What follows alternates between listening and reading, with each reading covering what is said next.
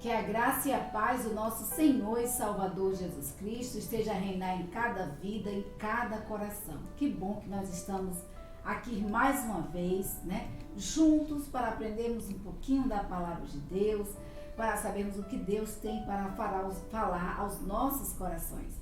E nesta noite, queridos, como todos os sábados, nós trazemos mais uma vez um artigo da revista Visão Missionária. Desta feita é um artigo da Visão Missionária do terceiro trimestre de 2019, intitulado Suicídio quando viver se torna uma angústia. Foi um artigo escrito por Marilena Nascimento, Marilena Nascimento. E Marilena, ela aborda um tema, muito complexo, interessante, que é a questão do suicídio. E o suicídio ele é um problema mundial e que precisa ser abordado por todos nós. Mas antes de nós começarmos a ver o que Deus tem a falar aos nossos corações para esta noite, eu gostaria que você fechasse os seus olhos e estivesse orando a Deus juntamente comigo, pedindo a Deus que esteja quebrando todos os paradigmas, retirando de nós todas as ideias pré-concebidas e que possamos deixar que a sua palavra adentre os nossos corações e as nossas mentes. Pai Celeste, Pai amado, glorificado a Deus, exaltado seja o teu nome sobre toda a face da terra. Senhor, muito obrigada pelo dia que tu nos deste, pela oportunidade, Senhor, de estarmos mais uma vez aqui, ó Deus, sendo instrumento teu, ó Deus, na propagação da tua palavra. Usa-me, ó Deus, como instrumento nas tuas santas mãos, para que eu não venha a falar nada de mim mesma, mas unicamente usada por ti. Em nome de Jesus, ó Pai, eu te peço nesse instante, ó Deus, que tu estejas, ó Deus, a sondar os corações de cada pessoa, ó Pai, que está ouvindo, Senhor, nesse instante a tua palavra, que está assistindo, ó Deus, a este vídeo. Tu sabes, ó Deus, quais são suas necessidades. Tu sabes, ó Senhor, o que passa em seus pensamentos, em seus corações. E em nome de Jesus, ó Deus, supre, ó Deus, cada uma das suas necessidades. Sejam elas físicas, espirituais, emocionais, financeiras. Toma, Deus, nas tuas santas mãos, a cada vida, a cada lar em que a tua palavra está adentrando. Senhor, eu não conheço, ó Pai, quais as necessidades, o que tem se passado na vida de cada pessoa, mas tu nos sondas, a tua palavra nos diz que tu nos sondas, tu nos conheces, tu sabes, ó Senhor, do nosso deitar e do nosso levantar. E antes que a palavra chegue à nossa boca, tu sabes, ó Senhor, aquilo que nós iremos pedir. Pai amado, sonda, Senhor, a cada coração nesta noite, em nome de Jesus. É em nome de Jesus, Senhor, que nós te clamamos, que nós te pedimos, não porque sejamos dignos ou merecedores, mas nós te pedimos em nome do teu Filho amado Jesus Cristo, aquele que vive e reina para todo sempre. Amém. Então, como nós falamos, esse artigo ele foi escrito por Marilena Nascimento, Visão Missionária, terceiro trimestre de 2019, Nós estamos estudando a revista de 2020, mas nós já falamos sobre assuntos que abordam a questão da psicologia já há alguns dias atrás, algumas semanas atrás. Nós falamos sobre a vida é pequena demais para ser simplesmente pequena. Nós falamos com o tema Escolha Viver também, que se relaciona a isso. Nós falamos também a respeito das filhas, de Zelofeade. Nós falamos vários assuntos, assim, que são as filhas da herança, mulheres que mudaram a história, que mudaram a sua condição de vida por atitudes que foram tomadas, atitudes sábias. E nesta noite nós estaremos mais uma vez falando, também abordando a questão psicológica. O suicídio, querido, ele é um problema, queridos, é um problema mundial e é importante nós conversarmos sobre esse assunto. As estatísticas do número de pessoas que cometem suicídio, elas nos incentivam a considerar o assunto não só neste mês de setembro. Dia 10 é o Dia Mundial de Prevenção ao Suicídio. O mês de setembro é o mês de combate ao suicídio, mas não é um assunto que deve ser abordado apenas neste mês, É um assunto que deve ser abordado durante todo o ano, todos os dias, todos os meses do ano. E por que isso? Porque, queridos, as estatísticas nos afirmam que há 800 mil suicídios por ano no mundo. 65 mil dos 800 mil acontecem aqui nas Américas, né? 40 a cada 40 segundos, uma pessoa se suicida no planeta. E, pasmem, é a segunda maior causa de morte entre jovens de 15 a 29 anos. Alguns colocam até de 14 a 29 anos. Então, de acordo com a Organização Mundial de Saúde, todos os países, sejam eles ricos ou pobres, registram casos de suicídio. Mas quase 80% desses óbitos são identificados em nações de baixa renda e média, segundo os dados de 2016. A maioria das ocorrências se dão em zonas rurais e agrícolas. E nós precisamos sim falar sobre este assunto muito importante, que é a questão do suicídio. E para tanto, né, como nós já falamos aqui com vocês, nós não somos psicóloga, não sou psicóloga, sou pedagoga, com especialização em alfabetização e letramento, mas é um assunto que precisa ser abordado por todos nós. Pedagogos, professores, orientadores, mães, pais, pastores, líderes, todos nós precisamos estar abordando esse assunto e procurando compreender um pouquinho sobre ele, até para quebrarmos alguns tabus, alguns paradigmas, né, e tentarmos ajudar pessoas que estão ao nosso redor e necessitam de ajuda. Então, como nós falamos, o dia 10 de setembro é o Dia Mundial de Prevenção ao Suicídio. E para falar um pouco sobre esse assunto tão importante, nós convidamos a psicóloga Gabriela Santana. Ela é ali de Serra do Espírito Santo, do estado do Espírito Santo. Ela é graduada em Psicologia pela Universidade Federal do Espírito Santo, é pós-graduanda em Terapia Comportamental e atua também como psicóloga clínica. Então, não conheço a Gabriela, mas olha como coisas de Deus, como as coisas de Deus acontecem. Nós falamos com o pastor Jailton, o pastor Jailton é um assunto tão interessante, mas eu queria uma psicóloga assim, que pudesse estar falando um pouquinho sobre isso. E o pastor Jailton falou, olha, tem uma colega minha aqui, eu vou ver se ela fala, se ela aceita gravar o vídeo, né, e falar um pouquinho sobre o assunto. E a irmã Gabriela, né, ela se colocou assim à disposição mesmo para estar falando, para estar ajudando. O contato dela está aí no vídeo, você pode estar vendo aí o e-mail de Gabriela. Há também, você pode estar acessando o Instagram dela. E nós colocamos o telefone de contato aí no vídeo, e você vai, tanto no vídeo quanto no slide que você está vendo aí na sua tela, tem um telefone de contato de Gabriela, se você quiser ligar, se você quiser mandar um e-mail para tirar um pouquinho de dúvidas, se tiver algumas dúvidas, quiser questionar alguma coisa, ela se colocou à disposição.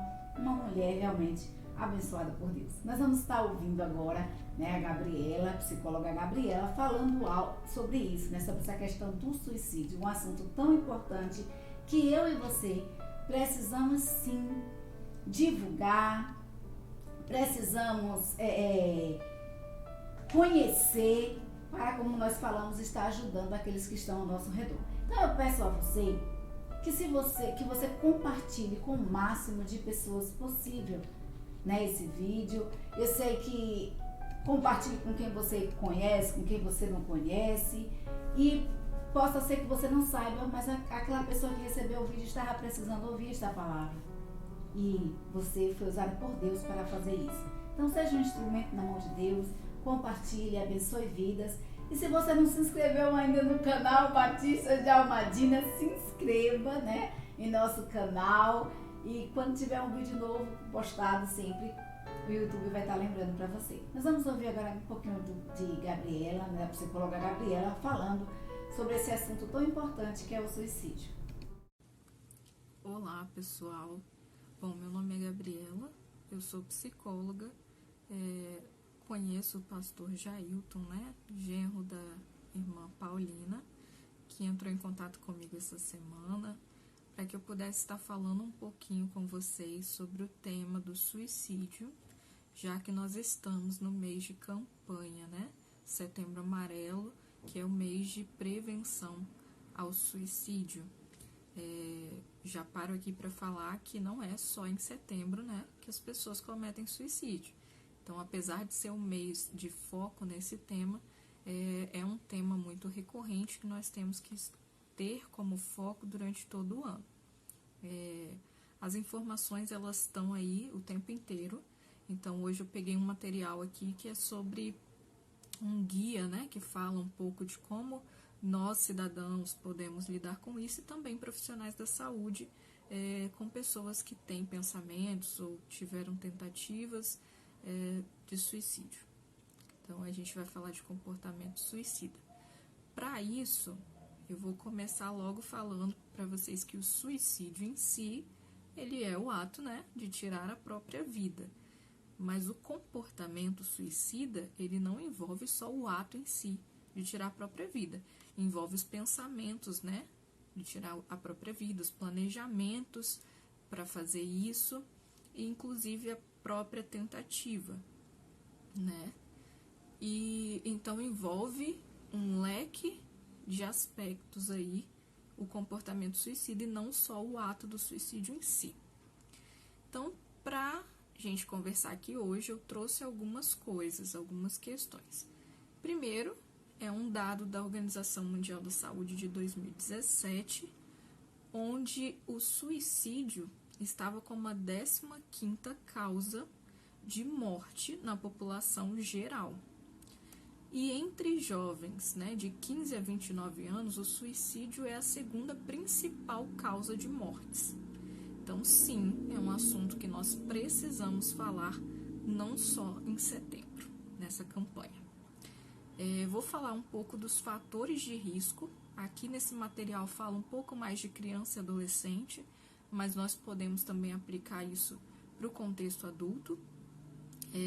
Depois, se vocês quiserem, eu disponibilizo esse material. Ele é um guia, foi produzido no ano de 2019, né? Então, tem algumas informações mais atualizadas.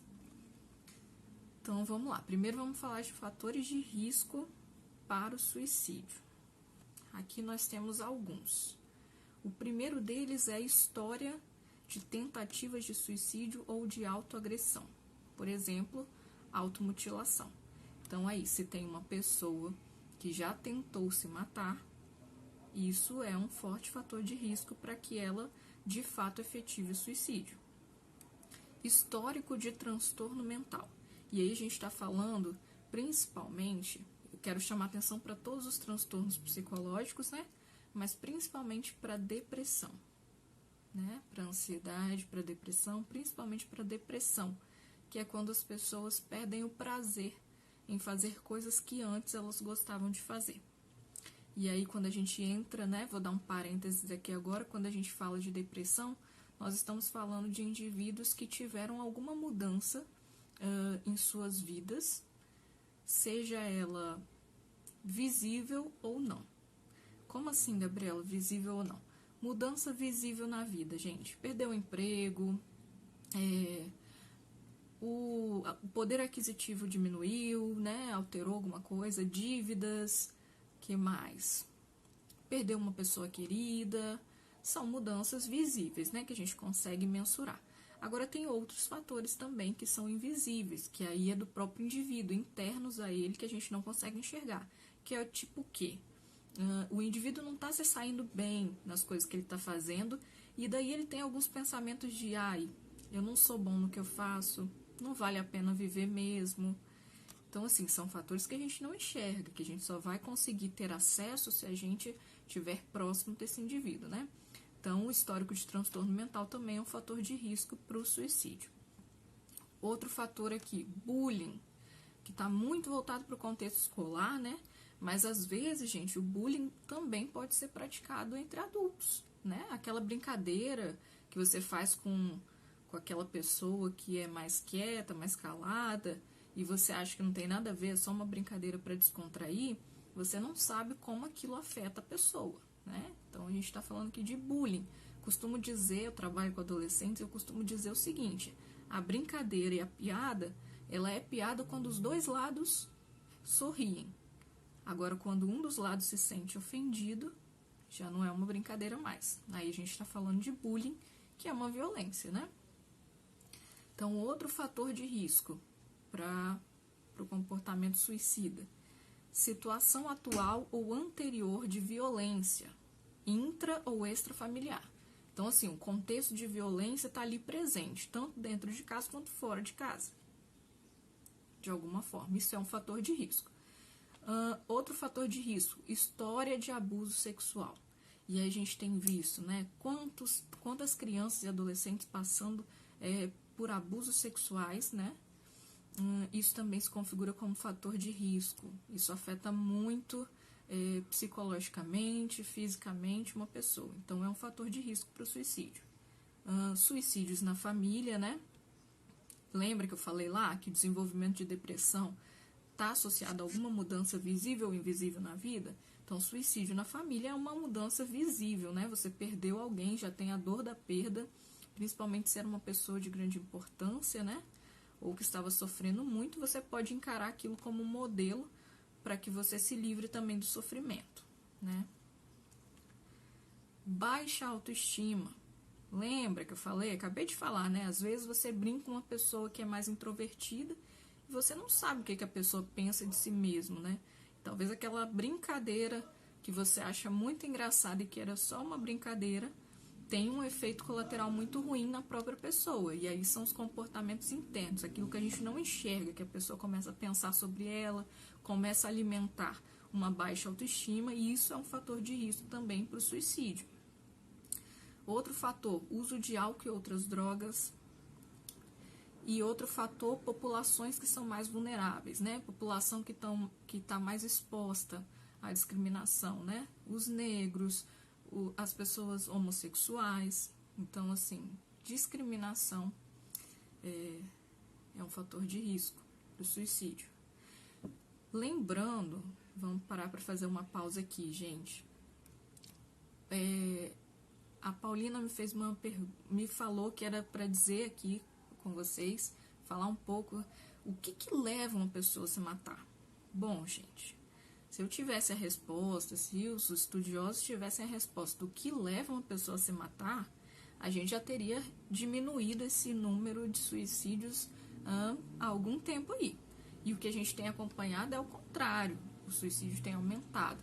Então, não existe um fator específico, né? Tipo, aquela pessoa vai se matar por isso. Não, geralmente são muitos fatores. Mas o que é a questão principal do suicídio? Que é o próprio tema que a Paulina me trouxe. Quando viver se torna uma angústia. Então, a gente está falando do quê? De sofrimento. E aí eu preciso pontuar com vocês o quê? O que é sofrimento para mim pode não ser sofrimento para você. Por isso que quando a gente estiver falando de prevenção, eu vou voltar nessa parte para a gente conversar. Mas vamos seguir aqui. Eu quero falar dos mitos sobre o suicídio. Vamos lá. Primeiro mito: o suicídio é uma decisão individual, já que cada um tem o pleno direito de exercitar o seu livre-arbítrio. Gente, pessoas que estão em sofrimento profundo, elas não estão mais com um senso de realidade, assim, para discernir que é melhor viver, nada disso. A pessoa que está em sofrimento profundo, ela não consegue tomar essa decisão, né? Quero morrer. Claro que não. Isso é sempre uma questão de sofrimento, então a gente tem que olhar para isso não como um livre-arbítrio. A gente tem que olhar para isso como uma pessoa que precisa ser cuidada, que está sofrendo. Então, é mito isso de que suicídio é uma decisão individual. Isso é um mito. Segundo mito: as pessoas que ameaçam se matar não farão isso. Querem apenas chamar atenção. Gente, tem um monte de estatística aí falando totalmente ao contrário.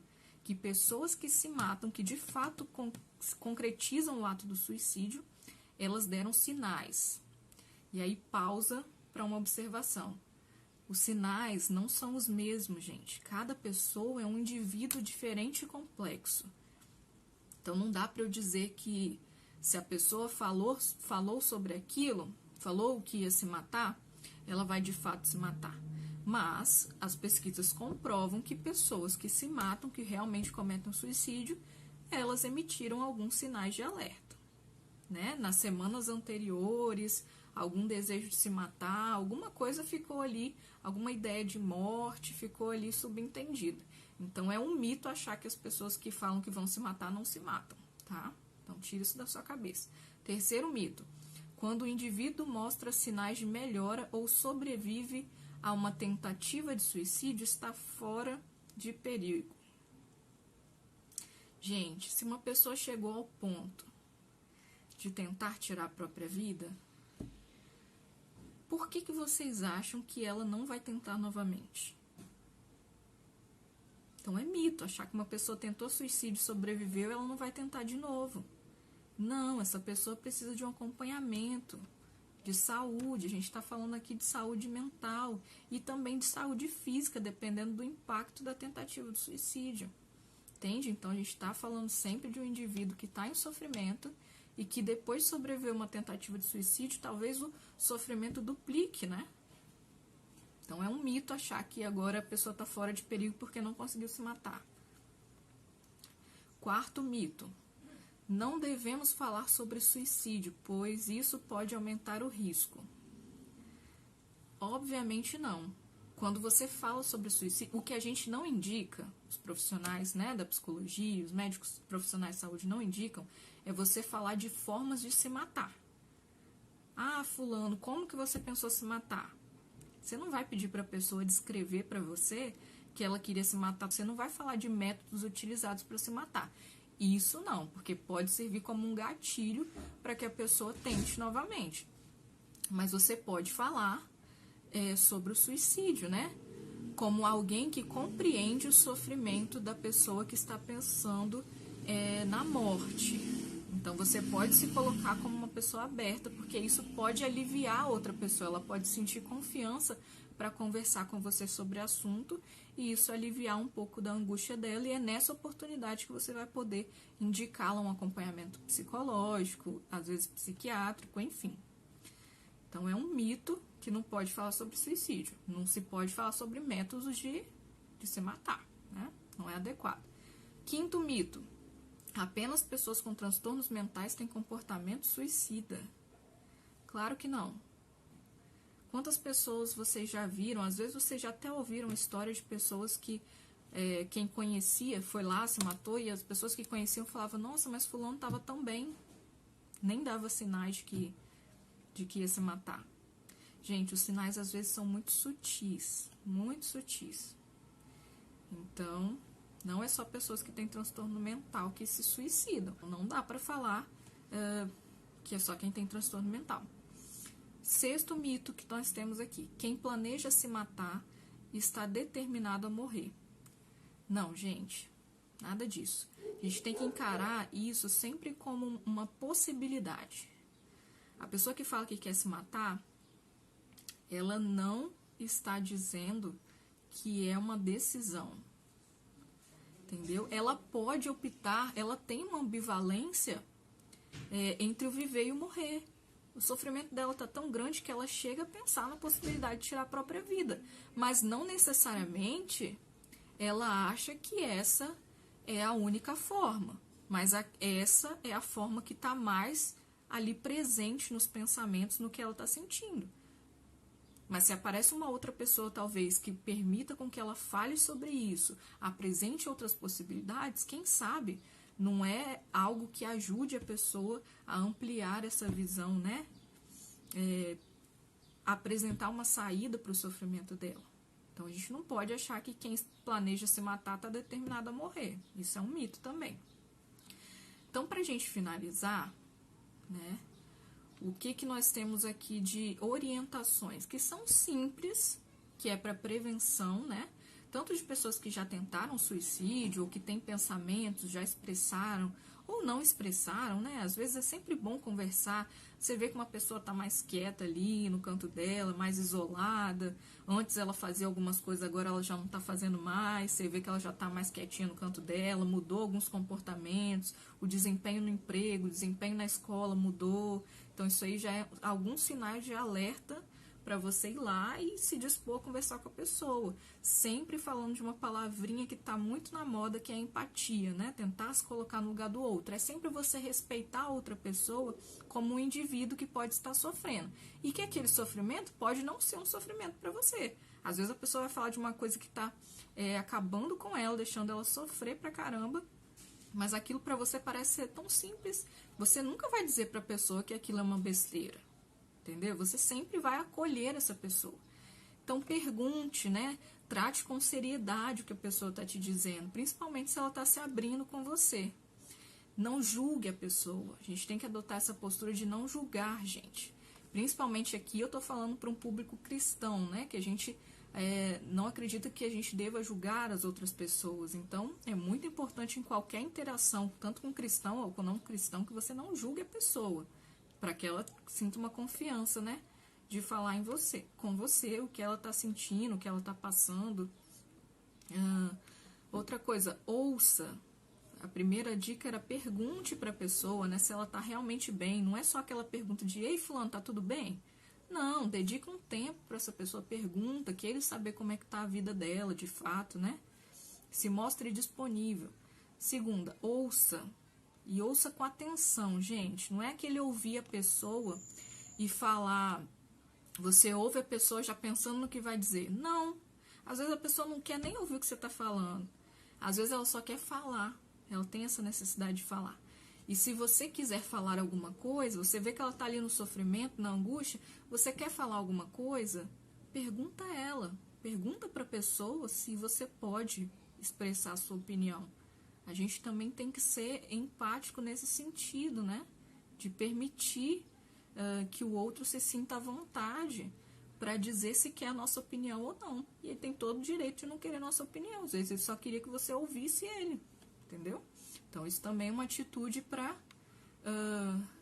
prevenir o suicídio. E por fim, procure ajuda.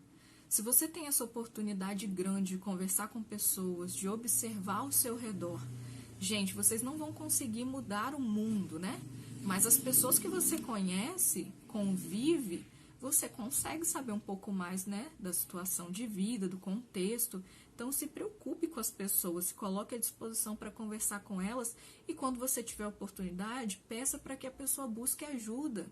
Ou vai lá, às vezes a pessoa está tão fragilizada, vai lá com a pessoa. Procura um psicólogo, procura um médico, alguma coisa, sabe? Algum profissional da saúde. Todos os serviços de saúde, eles estão orientados a fazer uma notificação quando chega uma pessoa com pensamentos de morte ou com tentativa de suicídio, é feita uma notificação, é obrigatório, tá? De que aquela pessoa tem comportamento suicida. Lembra que comportamento suicida não é a tentativa em si, também é o pensamento de morrer, de querer morrer. Então, procurar ajuda profissional. Mas você só vai poder indicar para a pessoa e levar a pessoa a buscar uma ajuda profissional se você se disponibilizar, se você olhar o sofrimento do outro como algo que realmente importa. Então, que não só nesse mês de setembro amarelo, mas que durante todo o ano vocês consigam, né, praticar a prevenção ao suicídio para que a gente consiga reduzir essas estatísticas que têm crescido cada vez mais. Então, eu agradeço a oportunidade de fala, né? Estou aqui à disposição, vou passar meu contato, meu e-mail, se vocês tiverem alguma dúvida, alguma pergunta, estou disponível aqui para a gente conversar, tá bom? Então, um abraço para todos vocês. Nossa, muito obrigada, né? Que palavra maravilhosa, Gabriela. Que Deus abençoe grandemente a sua vida.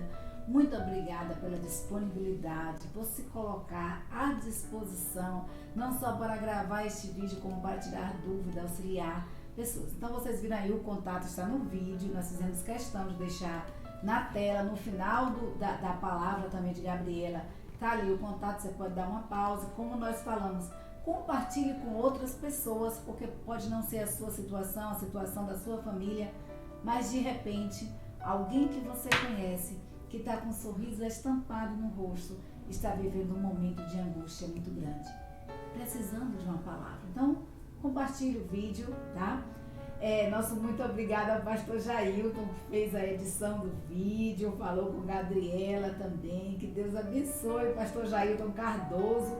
Pastor Jailton Cardoso é pastor ali da Igreja Batista, no bairro do Quadros, que por acaso, né, ele é meu genro. Nosso genro, né, amor? Esposa da nossa filhotinha mais nova, né, a Jennifer Miranda Cardoso. Então, que Deus abençoe grandemente a vida de vocês. Por acaso, queridos, vocês já se sentiram em algum momento assim? Suicídio como o nosso tema diz, é quando viver se torna uma angústia, né? Gabriela falou muito bem sobre isso. Você conhece, você já se sentiu assim em algum momento? Você conhece alguém que cometeu um ato suicida ou tem pensamentos de tirar a própria vida? Às vezes a vida fica pesada demais e o desejo de não estar vivo pode invadir a nossa mente, o nosso coração. E a palavra de Deus nos diz e nos convida a todos, né, a todos que estáis cansados e oprimidos, que venham ao Senhor. O suicídio, queridos, ele é um fenômeno complexo e uma única causa ou extensor não é suficiente para explicar. Atualmente é reconhecida a multicausalidade de fatores biológicos, psicológicos, sociais, ambientais e culturais. Gabriela foi muito sábia ao falar sobre esses fatores, mas Jesus pede, né, a palavra de Deus, eu costumo dizer que a palavra de Deus traz orientação para tudo, para todas as instâncias das nossas vidas. A palavra de Deus é o nosso manual, o nosso guia. Então, o nosso texto áureo, né, ele se encontra em Mateus capítulo 11, versículo 28, que Jesus diz assim: vinde a mim todos os que estáis cansados e oprimidos, e eu vos aliviarei. Jesus, queridos, ele pede para que todas as pessoas que estão cansadas, que estão sofrendo de algum tipo de opressão, que não aguentam mais, né, que estejam se achegando a Ele, que estejam na sua presença. Da mesma forma como Deus pediu a Elias que saísse da caverna, nós já falamos aqui alguns estudos atrás, em que Deus, né, Elias ali lutando com os 450 profetas de Baal, Elias chove antes para que não ora para que não haja chuva, depois ora para que haja chuva, depois luta com os 450 profetas de Baal, e depois de todas essas coisas, depois de todas as vitórias, um homem de Deus, um instrumento de Deus, né? Elias chegou um momento que estava cansado, angustiado. Elias ele pede a morte não só uma vez, né? E nós vamos ver, queridos, que na primeira vez Deus vai lá, manda anjos, né, pássaros que estivessem ali levando a comida para Elias, e Elias se alimenta. E depois, essa história você vai ver em 1 Reis, capítulo 19, e aí com aquela força daquela alimentação, Elias caminha 40 dias, e aí, queridos, Elias de novo entra em uma caverna. E ali na caverna, Elias novamente pede a morte. E a Bíblia nos diz que nesse momento, Deus percebeu o que se passava na mente de Elias, o que se passava no seu coração e como ele estava cansado. E Deus diz assim: Elias, sai e fica no monte na presença do Senhor, pois o Senhor vai passar. É isso que Deus fala para Elias. Olha, Elias, sai, dá uma ordem, sai da caverna, fica no monte, na presença do Senhor, pois o Senhor vai passar. Assim como Jesus diz: olha, vinde a mim, todos vós que estáis cansados e oprimidos, e eu vos aliviarei. Então Deus chama Elias, diz: Elias, fica na presença do Senhor, fica na presença do Senhor. E aí a Bíblia, continuando, fala que veio um vento fortíssimo e separou os montes e esmigalhou as rochas diante do Senhor, mas o Senhor não estava no vento. Depois do vento houve um terremoto, mas o Senhor não estava no terremoto. Depois do terremoto houve um fogo, mas o Senhor não estava no fogo. E depois do fogo houve um murmúrio de brisa, de uma brisa suave. Houve assim um murmurinho de uma brisa suave. E quando Elias ouviu, ele cobriu o rosto, saiu e ficou à entrada da caverna. E uma voz lhe perguntou: que estás fazendo aqui, Elias? Então, queridos, a Bíblia nos diz que houve um terremoto, houve um fogo, houve ventos, ventanias, e às vezes é necessário sim nós fazermos barulho. Às vezes é necessário nós usarmos mais potência em nossa voz para falar com alguém, para tirar essa pessoa desse estado de entorpecimento, Então, há essa necessidade. Mas também há momentos em que a pessoa precisa conversar e que a nossa voz precisa ser uma voz suave, precisa ser uma voz e colocar-se à disposição. Eu imagino a voz de Deus falando com Elias, assim: Elias, o que fazes aí?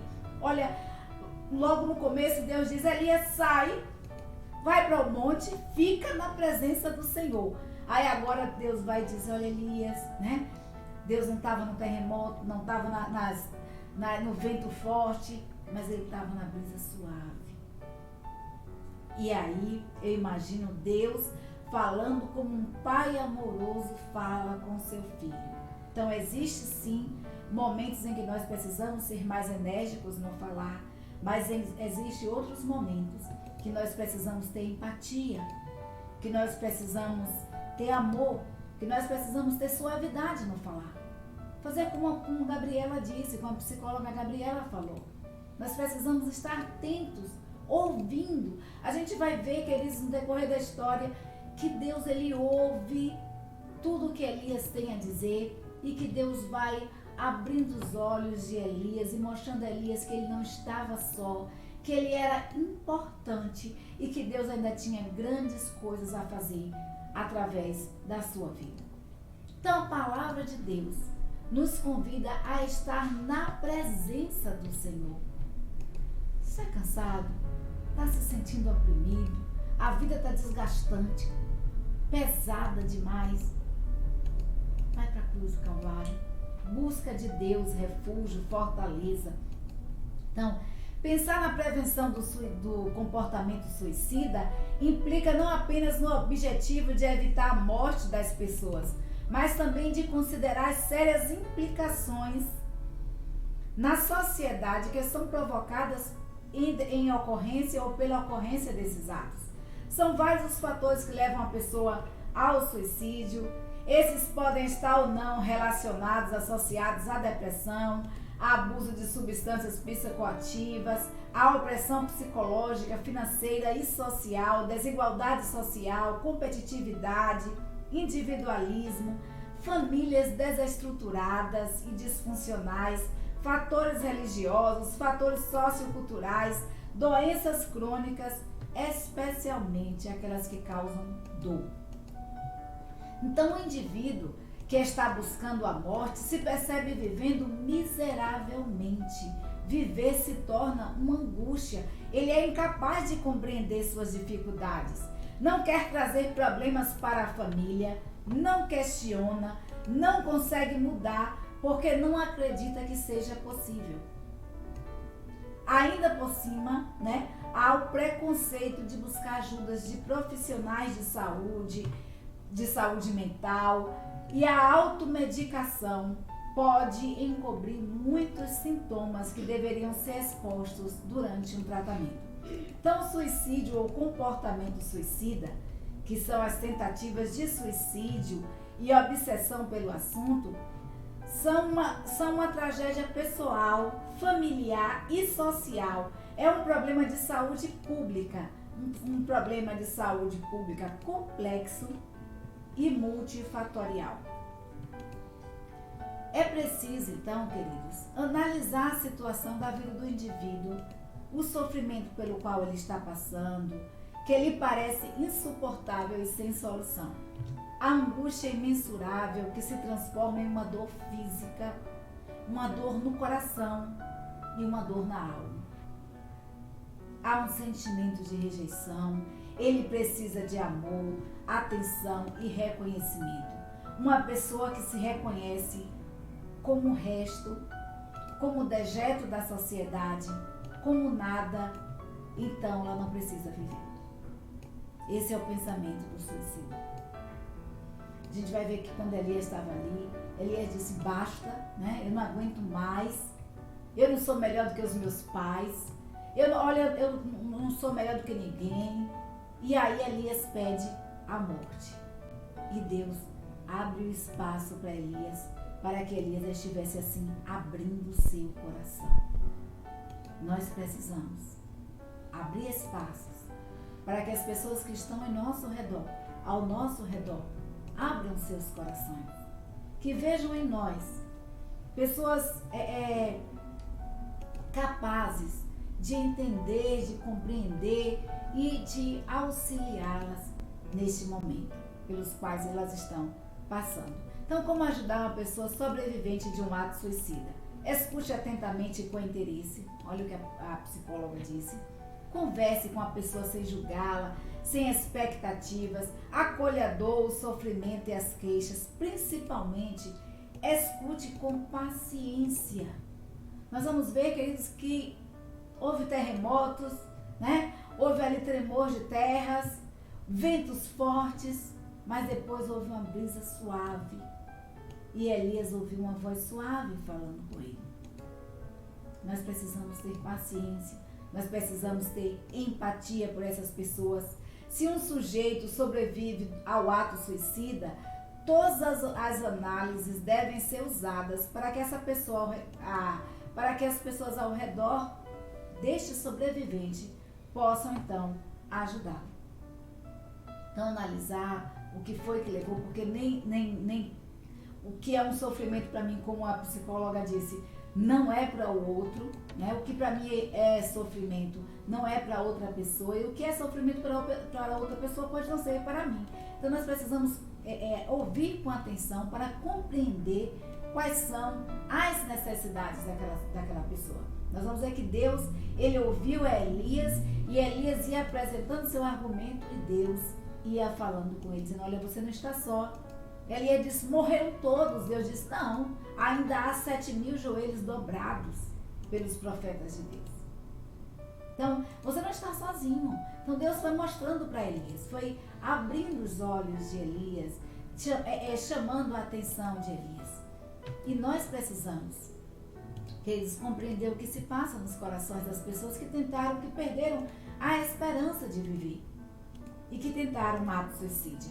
Os grupos mais vulneráveis para cometer suicídio, segundo estudos recentes, são homens jovens e maduros, adolescentes, indígenas, população privada de liberdade.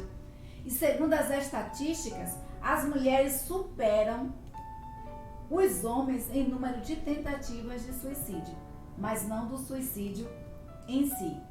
Chama atenção o aumento de tentativas de autoextermínio no grupo de jovens de 15 a 24 anos no Brasil e no mundo. As meninas tentam, em média, 3 vezes mais que os meninos. E quais são os principais motivos? Mudança no corpo, dificuldade de lidar com problemas, frustrações, desapontamentos, impulsividade, características dessa fase, condições coletivas, que foi aquela que a psicóloga apresentou. Às vezes você faz uma brincadeira, que você acha que é brincadeira, que não é nada demais e acaba, né, prejudicando a outra pessoa. Famílias instáveis, relacionamentos desfeitos, frustração na resolução de problemas. Namoradas e namorados podem adquirir uma importância supervalorizada caso o relacionamento familiar esteja enfraquecido, levando à dependência emocional. Então, muitas meninas, muitos meninos procuram um outro, no parceiro, o que muitas vezes não tem em casa. Às vezes o relacionamento familiar é enfraquecido, os laços familiares estão enfraquecidos e aquele adolescente, aquela adolescente, ela supervaloriza a importância do outro na sua vida. Então, quando há uma quebra nesse relacionamento, a tendência é a pessoa tentar o autoextermínio. Então, a automutilação, o abuso de remédios, o enforcamento são os principais métodos mais comuns de autoextermínio entre adolescentes. É chocante perceber que, com pouca idade, esses indivíduos perdem a esperança, a alegria e o amor. E a Bíblia nos diz, em 1 Coríntios 13, capítulo 13, agora, pois, permanecem a fé, a esperança e o amor. E a maior delas é o amor. E esse amor, ele precisa ser coletivo. Esse amor, nós precisamos ter em nosso trabalho, nós precisamos ter em nosso lar, nós precisamos ter nos nossos relacionamentos. O amor fraternal. Nós precisamos amar assim como Deus nos amou, nós precisamos amar o outro. Nós precisamos ter respeito pela outra pessoa. Nós precisamos cuidar. Eu costumo dizer que quem ama, cuida. E isso é extremamente importante. Qual a repercussão do autoextermínio? Estado de choque, né? A maior resolução desse problema de saúde pública, na verdade, está na prevenção do autoextermínio. Mas há uma repercussão na comunidade, na família, nos grupos de convívio com o suicida e daqueles que tentou o suicídio. São manifestações emocionais difíceis que requerem atenção e tratamento. O suicídio não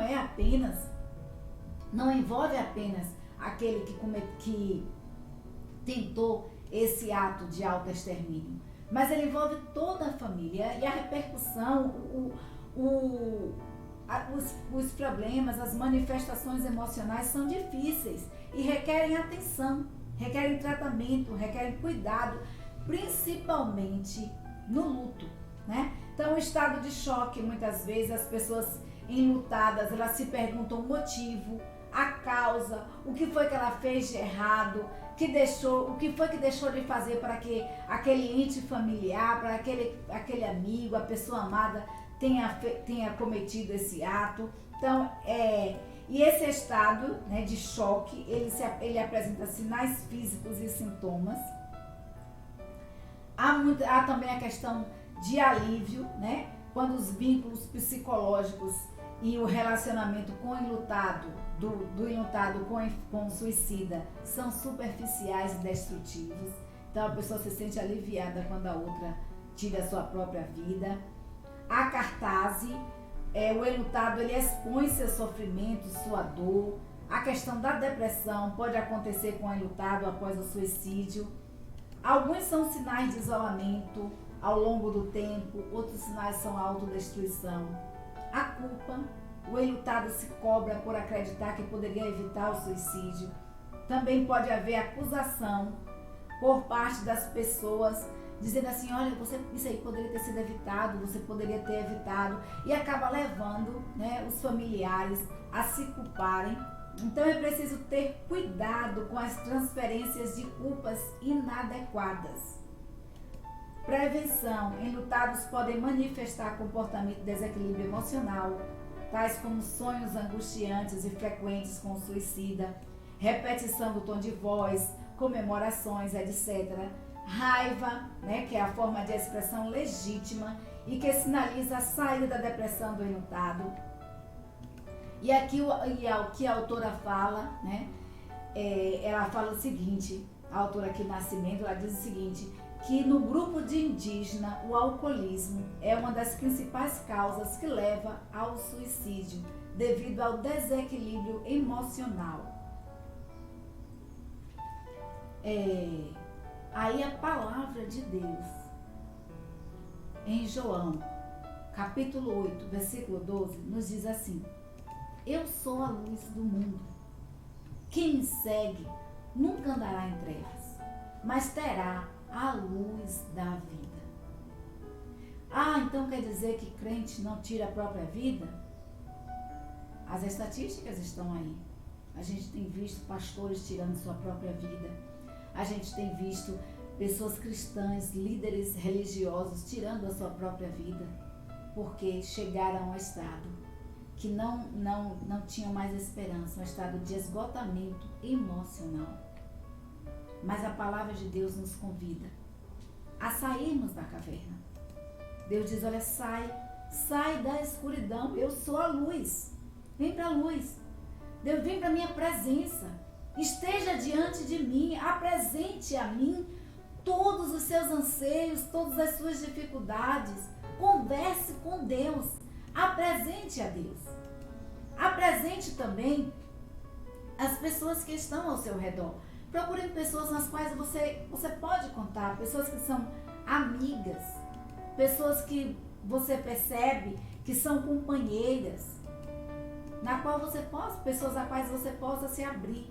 Converse, procure um psicólogo, um especialista, mas acima de tudo, nunca deixe de estar na presença de Deus, porque a palavra de Deus nos diz que quem segue ao Senhor nunca andará em trevas, mas terá a luz da vida, terá esperança, terá alegria e o prazer de ver o sol brilhar todas as manhãs. Então, a prevenção do suicídio, vigilância constante, identificação dos fatores de risco e proteção, desenvolvimento e avaliação das intervenções, ampliação em maior escala de políticas públicas e programas eficazes. A gente, como a psicóloga Gabriela falou, existem políticas públicas, né, que podem também ser colocadas em maior escala e programas eficazes para estar auxiliando. Hoje nós temos, em quase todos os municípios, nós temos psicólogos, psicanalistas, psicopedagogos, para que possa estar atendendo a comunidade, e esse atendimento é gratuito. Então, procure um profissional de saúde. É urgente, queridos, tratar o tema do autoextermínio e suas implicações. É preciso dar visibilidade ao material da Organização Pan-Americana de Saúde e da Organização Mundial de Saúde. É imprescindível procurar profissionais da saúde para orientação qualificada, visando a proteção da vida. Não podemos simplificar a questão do autoextermínio. As feridas e as cicatrizes, elas são reais, elas são profundas. E as vítimas podem estar bem perto de nós. Podem estar ao nosso lado, dentro da nossa casa, assistindo aos cultos, sentadas na faculdade, podem estar no nosso local de trabalho. Então, dê atenção, olhe ao redor, perceba os sinais e, como nós falamos, compartilhe o vídeo. Você pode estar ajudando uma pessoa sem nem saber, mas pode ser instrumento de Deus a ajudar outras pessoas. Para finalizar, eu deixo para vocês o que está escrito na palavra de Deus. Far-me-ás, né, está escrito em Salmos 16, 11. Far-me-ás ver a vereda da vida. Na tua presença há fartura de alegrias. A tua mão direita há delícias perpetuamente. Na presença de Deus, é a vereda, é o caminho da vida. Estar na presença de Deus é o caminho da vida, porque a presença de Deus nos dá alegria, nos dá, queridos, paz em meio a angústias, aos intempéries da vida, aos sofrimentos. A presença de Deus em nossas vidas nos dá paz que excede todo entendimento. E na presença de Deus há alegrias, não alegrias passageiras, não alegrias que surgem de um copo de bebida ou de estar sentado na roda de um bar com amigos, em uma festa, em uma balada. Não essa alegria, mas a alegria do Senhor, a alegria da presença do Senhor. Ela é uma alegria perpétua, ela é uma alegria que para sempre, para todo sempre, para a eternidade. Então, busque estar, faça como o salmista, far-me-ás ver a vereda da vida, né? Peça a Deus que te faça ver as veredas da vida, o caminho da vida. Vá para a presença do Senhor. Estar na presença de Deus é o melhor lugar onde eu e você poderia estar ou deveria estar. Então, que Deus nos abençoe. Espero sinceramente que esse estudo tenha edificado a sua vida, que tenha sido benéfico para ela. O nosso muito obrigada mais uma vez à psicóloga Gabriela, ao pastor Jailton Cardoso, ao meu gatinho que está aqui ao lado, à minha família. Que Deus abençoe cada um de vocês. Nosso muito obrigada a você que está nos assistindo. Nós convidamos você para amanhã, às 8 horas da manhã, estarmos mais uma vez juntinhos, aprendendo da palavra. Às 8 não, né? Às 9 horas da manhã, para estarmos mais uma vez juntinhos, aprendendo da palavra de Deus na melhor e maior escola do mundo, que é a Escola Bíblica Dominical. E às 19h30, uma mensagem da palavra de Deus, através do seu servo, pastor Robson Costa.